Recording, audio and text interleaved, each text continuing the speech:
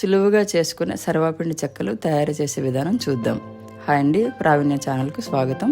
కావలసిన పదార్థాలు: పొడి బియ్యం పిండి 1/2 కిలో, పల్లీలు 3 స్పూన్లు, నువ్వులు 3 స్పూన్లు, ఉల్లిపాయ పేస్ట్ 1/2 కప్పు, జీలకర్ర పొడి 1 స్పూన్, ధనియాలు 1 స్పూన్, ఉప్పు రుచికి సరిపడా, పచ్చిమిర్చి పేస్ట్ 1/2 కప్పు బరకగా దంచుకోవాలి.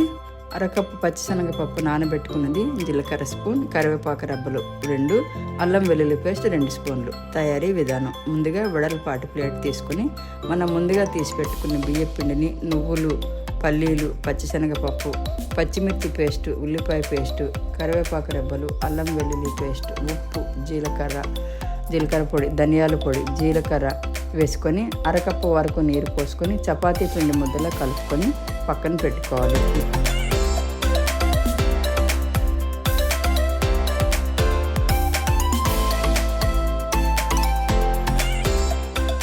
ఇప్పుడు ఒక తవా తీసుకొని చిన్న ముద్దగా తీసుకొని దాన్ని అప్పంలా ఒత్తుకొని ఒక చిన్న రంధ్రాలు చేసుకోవాలి. ఈ రంధ్రాలు చక్కగా ఫ్రై అవ్వడానికి సహాయపడుతుంది. ఇప్పుడు మరో కడాయి తీసుకొని డీప్ ఫ్రైకి సరిపడా నూనె వేసుకొని బాగా మరిగించుకోవాలి. ఆ మరుగుతున్న నూనెని తవాలో వేసుకొని అప్పంలో వేసుకొని డీప్ ఫ్రై చేసుకొని పక్కకు తీసి పెట్టుకోవాలి.